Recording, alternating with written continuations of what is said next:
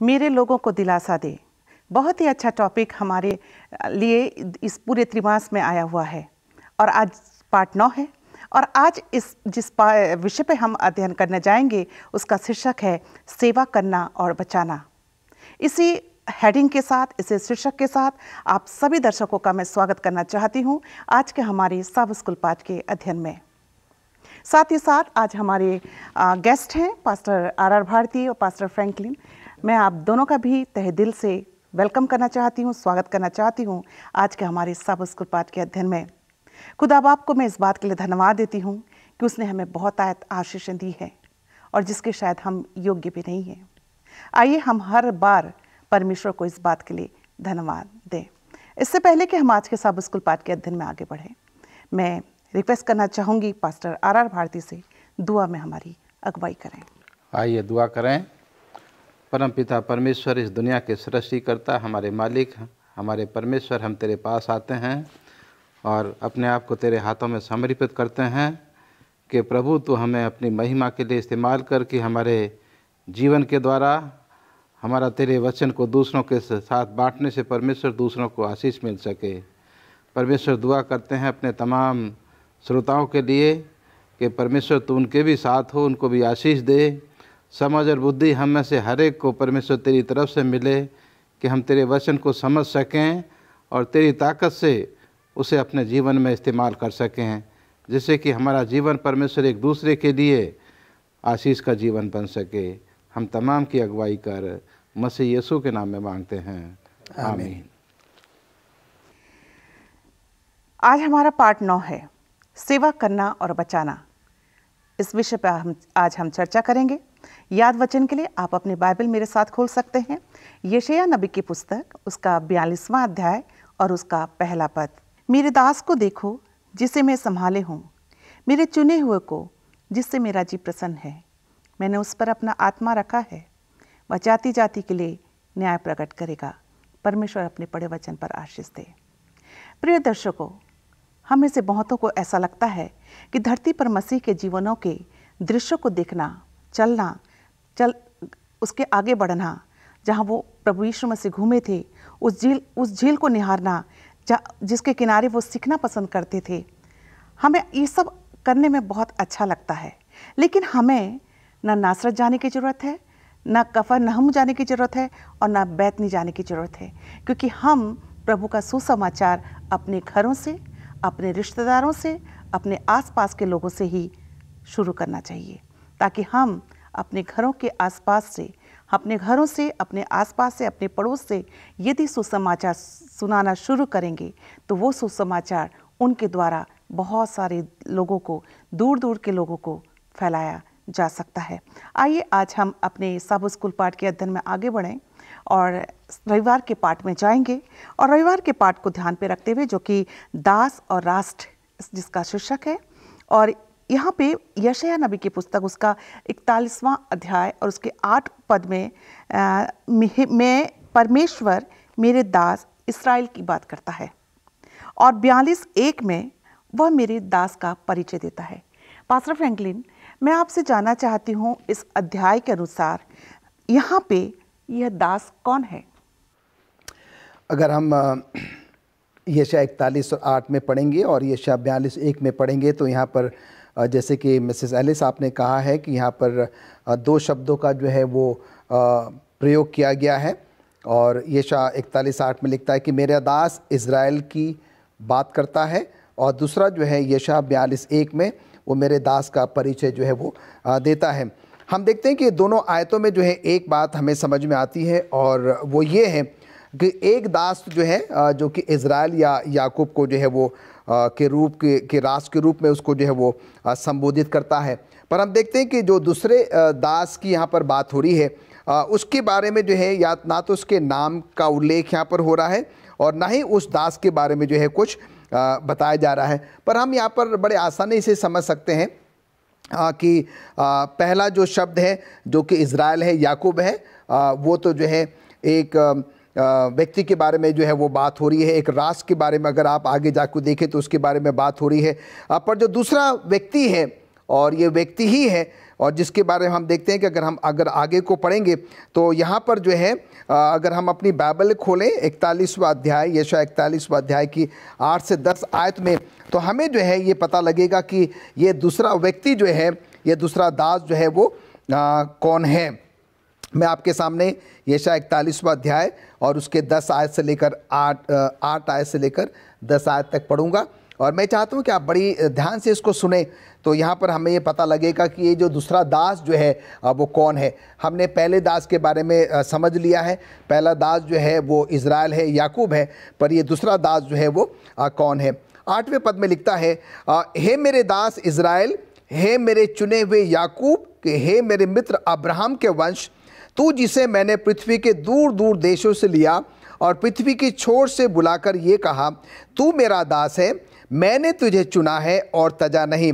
मत डर, क्योंकि मैं तेरे संग हूँ, इधर उधर मत ताक, क्योंकि मैं तेरा परमेश्वर हूँ। मैं तुझे दृढ़ करूँगा और तेरी सहायता करूँगा, और अपने धर्म में दाहिने हाथ से मैं तुझे संभाले रहूँगा। तो यहाँ पर देखिए बड़ा आसान हो गया कि यशायाह के 41वें अध्याय के 8 से लेकर 10 आयत तक जो है जो हमने अभी पढ़ा है, और ये दूसरा दास जो है वो प्रभु यीशु मसीह परमेश्वर के बारे में जो है वो उल्लेख हो रहा है, और वो बार बार जो है अपने वचन के माध्यम से हमें बताने की कोशिश कर रहा है कि परमेश्वर ने जो है मुझे और आपको चुना है, और मुझे और आपको डरने की, घबराने की, चिंता करने की जो है वो ज़रूरत नहीं है। हमें इधर उधर मदद के लिए, सहायता के लिए जो है वो जाने की या ताकने की जो है वो ज़रूरत नहीं है, क्योंकि वो हम सबसे प्रतिज्ञा करता है और ये कहता है कि मैं तेरा परमेश्वर हूँ और मैं तुझे दृढ़ करूँगा और मैं तेरी सहायता भी करूँगा, और अपने धर्म में दाहिने हाथ से मैं तुझे संभाले जो है वो रहूँगा।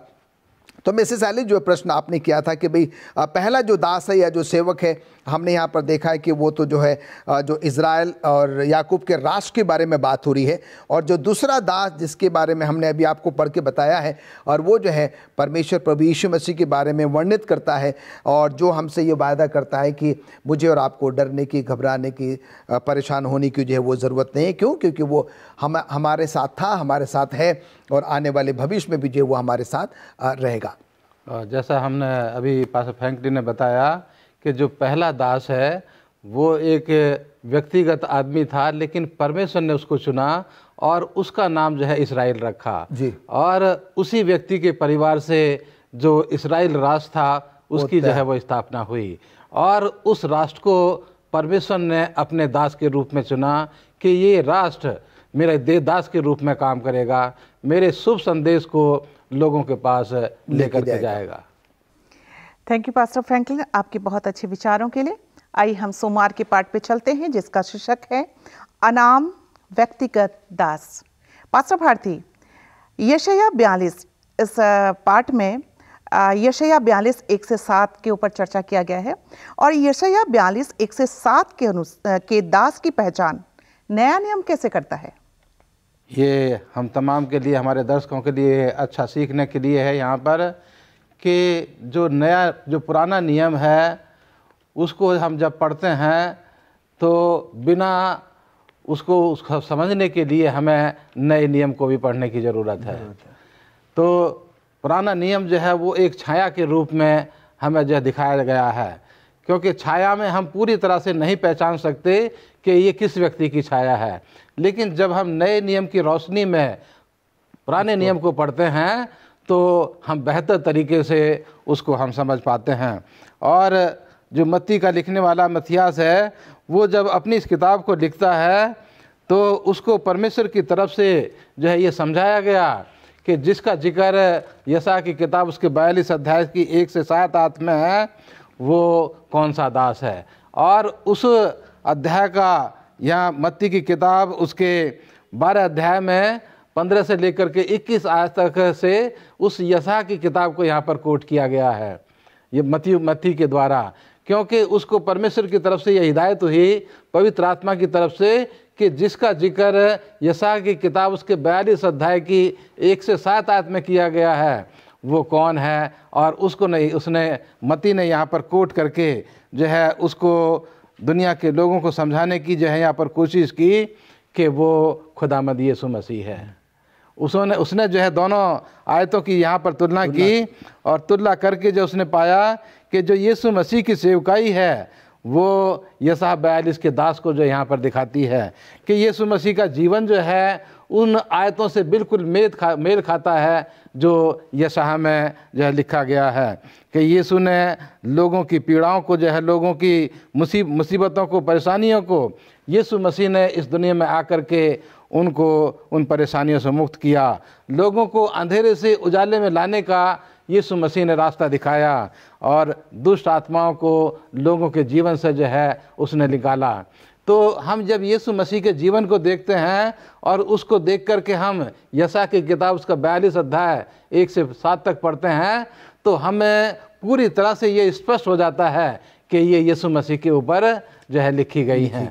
तो इसलिए नया नियम जो है वो ये हमें पूरी तरह से बताने की कोशिश करता है कि वो यीशु मसीह है जिस दास का जिक्र यशायाह की किताब उसके 42 अध्याय में दिया गया है। और यहाँ हम बताते हैं मत्ती की किताब उसके 3 अध्याय की 16 और 17 आयत में भी लिखा है, जो मत्ती ने 12 अध्याय में यहाँ कोट किया है उसको भी जो है यहाँ पर दिखाया गया है कि ये जो है जो परमेश्वर का वचन है वो जो है पूरा हुआ, उसने लोगों को चंगाई दी।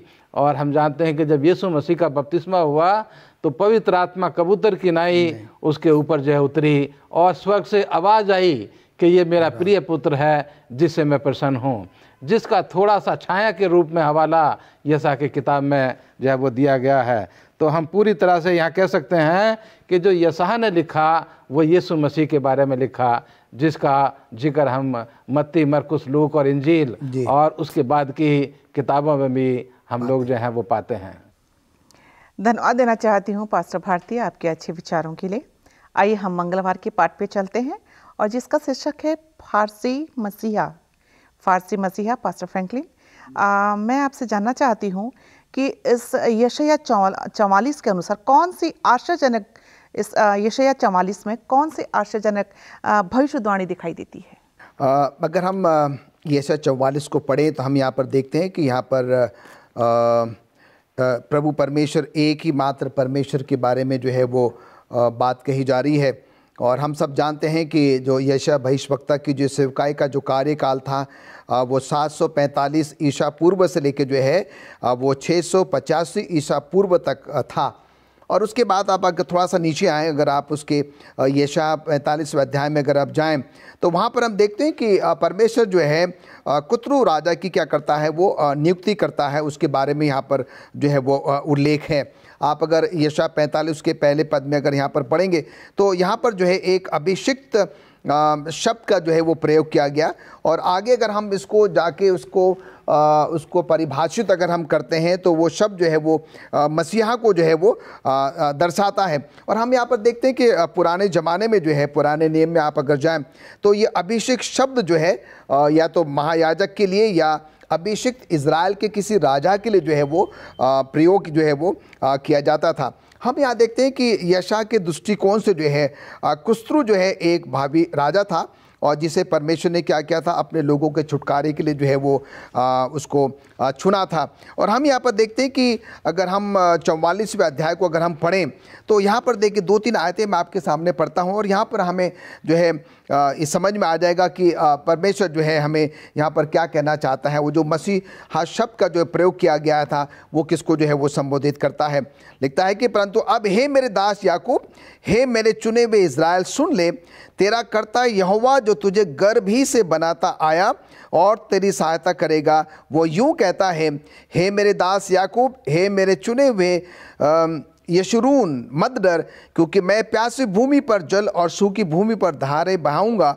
मैं तेरे वंश पर अपनी आत्मा और तेरे संतान पर अपनी आशीष उंडेलूंगा। वे उन मजनुओं के समान बढ़ेंगे जो धाराओं के पास घास के बीच में होते हैं। कोई कहेगा मैं यहोवा का हूँ, कोई अपना नाम याकूब रखेगा, कोई अपने हाथ पर लिखेगा मैं यहोवा का हूँ और अपना कुल नाम इज़राइली बताएगा।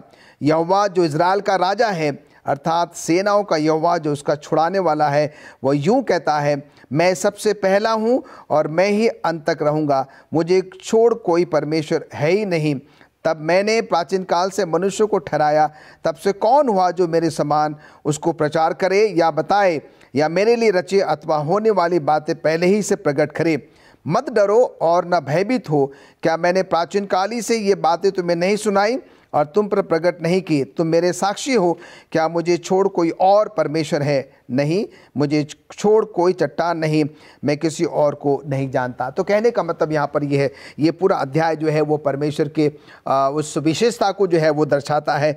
प्रभु बार बार यहाँ पर कहना मांग रहा है कि सिर्फ परमेश्वर ही जो है वो एकमात्र जो है वो परमेश्वर है।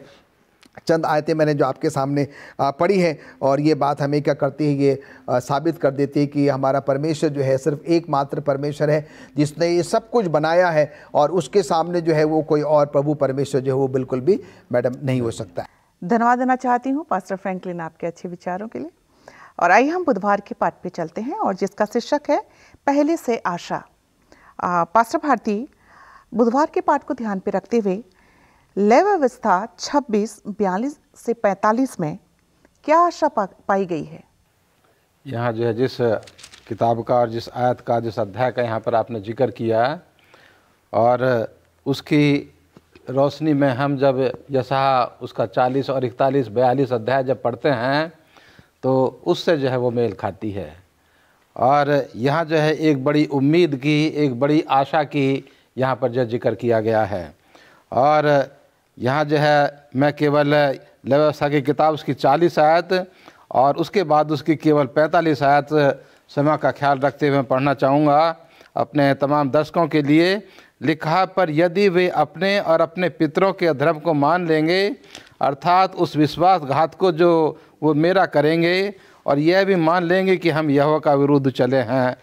45 में लिखा, परंतु मैं उनकी भलाई के लिए उनके पितरों से बांधी हुई वाचा को स्मरण करूँगा, जिन्हें मैं अन्य जातियों की आँखों के सामने मिस्र देश से निकाल लाया, कि मैं उनका परमेश्वर ठहरूँ, मैं यहोवा हूँ। तो इस अध्याय में भी लय व्यवस्था 26 अध्याय में, और यहाँ यशायाह उसका 40, 41, 42 अध्याय में इस बड़ी उम्मीद को हमारे इन परमेश्वर के लोगों ने दुनिया के सामने रखा, और दुनिया को एक बड़ी मुबारक उम्मीद, एक बड़ी आशा और एक बड़ा जो है उन्होंने यहाँ पर उम्मीद जो है लोगों के सामने रखी। और अगर हम पढ़ें यूहन्ना की किताब उसका 3 अध्याय उसकी 16 आयत में, वहाँ भी जो है दुनिया के तमाम लोगों के सामने ये उम्मीद है खुदा ने, परमेश्वर ने दुनिया के तमाम लोगों के सामने रखी है। और यहाँ मैं बताना चाहता हूँ कि परमेश्वर ने जो है ये इंतजाम दुनिया के तमाम लोगों के लिए किया है कि जो भी व्यक्ति यीशु मसीह के ऊपर विश्वास लाए और अपने पापों को मान ले, तो मैं उनके अधर्म को माफ़ करने में सच्चा और विश्वास योग्य हूँ। तो यहाँ हम पाते हैं कि भले ही हम अपने पापों के कारण अगर हम पाप कर भी लेते हैं, तो हो सकता है कि हम अपने पापों के कारण बहुत बड़ी परेशानियों का, मुसीबतों का सामना करें, लेकिन फिर भी हम जो है पाते हैं परमेश्वर के लोगों के जीवन के बारे में कि अगर वो मुसीबतों का सामना कर भी रहे थे, जो हम पुराने नियम में पाते हैं, लेकिन कुछ लोगों ने उसके बावजूद भी परमेश्वर के ऊपर अपनी उम्मीद रखी कि हमारे परमेश्वर ने हमारे साथ वादा किया है, वो हमें नहीं छोड़ेगा। और वो जो है उससे चिपके रहे, उससे लगे रहे, परमेश्वर की तरफ ताकते रहे और उसके वादों को वो याद करते रहे, और इस चीज़ को वो जानते रहे, पढ़ते रहे कि अगर हम अपने पापों को मारने, पश्चाताप करें, परमेश्वर पर यीशु कर विश्वास करें, तो परमेश्वर हमारे पापों को जो है वो हमेशा अपने लहू से साफ करने के लिए वो तैयार है। वो अपने किए हुए वादे को जो उसने मानव जाति के लिए किया है, वो कभी उसको नहीं भूलेगा। और ये उम्मीद उसने दुनिया के तमाम लोगों के लिए दी है कि मैं तुम्हारा परमेश्वर हूँ, मैं तुम्हें ना कभी भूलूंगा ना कभी त्यागूंगा, मैं तुम्हारे साथ हूँ और तुम्हारे गुनाहों को हमेशा माफ़ करने के लिए मैं तैयार हूँ, अगर तुम मेरे पास आते हो, अगर तुम मेरे पास आते हो। ये जो है दावत परमेश्वर ने अपने दुनिया के तमाम लोगों के लिए दी है कि तुम मुझ पर विश्वास करो, अपने पापों को मानो, अंगीकार करो, तो मैं तुम्हारे गुनाहों को माफ़ करने के लिए तैयार हूँ और तुम्हें अपने साथ स्वर्गीय आसमान में ले जाने के लिए मैं हमेशा तत्पर हूँ। तो ये मुबारक उम्मीद, ये बड़ी आशा यीशु मसीह ने अपने तमाम लोगों के सामने रखी है। और इस उम्मीद को, इस मुबारक उम्मीद को, इस आशा को हम हमेशा याद करें। धन्यवाद देना चाहती हूँ पास्टर भारती आपके अच्छे विचारों के लिए। आइए हम बृहस्पतिवार के पाठ पे चलेंगे और इसका शीर्षक है एक जज्बात और पीड़ित दास। और इस बात को ध्यान पे रखते हुए पास्टर फ्रैंकलिन, यशायाह 49 उसका 1 से 12 में परमेश्वर का सेवक कौन है? बड़ा ही अच्छा प्रश्न है और हम यहाँ पर देखते हैं कि इसका जवाब देने के लिए जो है अगर हम अपनी बाइबल खोलेंगे तो हमें इसका जवाब जो है वो मिल जाएगा। मैं आपके सामने पढ़ूंगा यशायाह उसका 39वां अध्याय और उसकी 1 आयत से लेकर 12 आयत तक, और मैं चाहता हूं कि बड़े ध्यान से आप सुने और इसका जवाब यहाँ हमको मिलेगा। हे दीपो, मेरी ओर कान लगाकर सुनो, हे दूर दूर के राज्य के लोगों, ध्यान लगाकर मेरी सुनो। यहोवा ने मुझे गर्भ ही में से बुलाया, जब मैं माता के पेट में था तभी उसने मेरा नाम बताया। उसने मेरे मुंह को चोखी तलवार के समान बनाया और अपने हाथ की आड़ में मुझे छिपा रखा। उसने मुझको चमकीला तीर बनवाकर अपने तरकश में गुप्त रखा और मुझसे कहा, तू मेरा दास इज़राइल है, मैं तुझसे मैं अपनी महिमा प्रकट करूँगा। तब मैंने कहा, मैंने तो व्यर्थ परिश्रम किया, मैंने व्यर्थ ही अपना बल खो दिया। तो भी निश्चय मेरा न्याय यहोवा के पास है, मेरे परिश्रम का फल मेरे परमेश्वर के हाथ में है। तब यहोवा जिसने मुझे जन्म ही से इसलिए रचा कि मैं उसका दास होकर याकूब को उसकी ओर लौटा ले आऊँ। ध्यान दीजिएगा, देखिए यहाँ पर, तब यहोवा जिसने मुझे जन्म ही से इसलिए रचा कि मैं उसका दास होकर याकूब को उसकी ओर लौटा ले आऊँ, अर्थात इज़राइल को उसके पास इकट्ठा करूँ, क्योंकि यहोवा की दृष्टि में मैंने आदर योग्य हूँ और मेरा परमेश्वर मेरा बल है। उसने मुझसे ये भी कहा, ये तो हल्की सी बात है कि तू याकूब के गोत्रों का उद्धार करने और इज़राइल के रक्षित लोगों को लौटा ले आने के लिए मेरा सेवक ठहरे। यहाँ भी देखिए हमें उसका जवाब मिल रहा है, मैं तुझे जाति जाति के लिए ज्योति ठहराऊंगा कि मेरा उद्धार पृथ्वी की एक ओर से दूसरी ओर तक फैल जाए। जो मनुष्यों से तुच्छ जाना जाता, जिससे जातियों को घृणा है, जो अपराधियों का दास, उसके इज़राइल का छुड़ाने वाला और उसका पवित्र, अर्थात यहोवा यूं कहता है, राजा उसे देखकर खड़े हो जाएंगे और हाकिम दंडवत करेंगे। ये यहोवा के निमित्त होगा जो सच्चा और इज़राइल का पवित्र और जिसने तुझे आज चुन लिया है। तो यहाँ पर हम देखते हैं कि एलिस मैडम आपके माध्यम से जो है हम अपने दर्शकों को जो है ये बताना चाहते हैं कि परमेश्वर जो है कैसे, अभी थोड़ा समय पहले हमने पास्टर भारती से भी सुना है कि परमेश्वर मुझे और आपको जो है वो नहीं छोड़ता है। मुझे और आपको जो है डरने की, घबराने की, परेशान होने की जो है वो ज़रूरत नहीं है, और पर हमें और आपको जो है अपने पापों से, गुनाहों से तौबा करने की जो है वो ज़रूरत है। और जब हम सच्चे मन से परमेश्वर के पास आते हैं तो परमेश्वर क्या करता है, मुझे और आपको जो है स्वीकार करता है और मुझे और आपको जो है उस ऊंचे स्थान पर जो है वो बैठाता है जहाँ पर कि शायद मैंने और आपने जो है वो कल्पना जो है वो नहीं की होगी। धन्यवाद देना चाहती हूँ पास्टर फ्रैंकलिन आपके अच्छे विचारों के लिए। आइए हम शुक्रवार की पाठ पे चलेंगे और शुक्रवार की पाठ को ध्यान पे रखते हुए पास्टर भारती, कफरनहूम में यीशु के उपचार और शिक्षण सेवकाई से हम क्या सीखते हैं?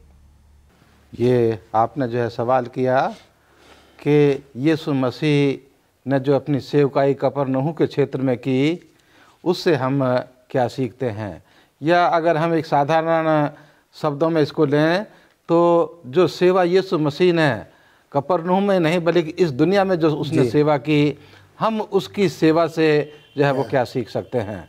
यहाँ मैं आपको बताना चाहता हूँ कि जब यीशु मसीह दुनिया में थे तो उनकी सेवा जो थी वो कुछ सीमित क्षेत्र तक ही सीमित रही, क्योंकि उनके पास समय थोड़ा था। लेकिन हम यहाँ पर देखते हैं कि यीशु मसीह की न अपने जीवन का ज़्यादातर समय जो है वो कफरनहूम और गलील की झील के आसपास, सामरिया में और इन्हीं क्षेत्रों में जो है उनका समय जो है वो ज़्यादा गुजरा।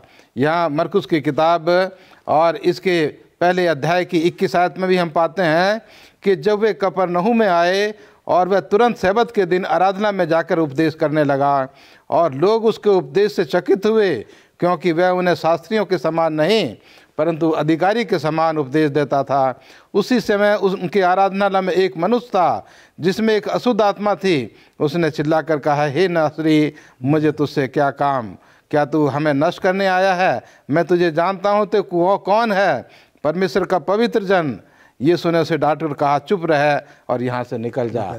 तो यहाँ हम यीशु मसीह की सेवा को जो है जिक्र पाते हैं कि यीशु मसीह जो है जब लोगों के बीच में गए तो उन्होंने जो लोगों को शिक्षित किया, लोगों को शिक्षा दी, लोगों को जो है परमेश्वर के वचन के बारे में बताया, और साथ ही साथ जो बीमार थे, जो अंधे लंगड़े थे, उनको जो है उन्होंने चंगाई भी दी। लेकिन हम उनके तरीके की बात आज यहाँ पर कर रहे हैं कि उनका कैसा तरीका था, किस तरीके से वो लोगों के बीच में प्रचार करते थे।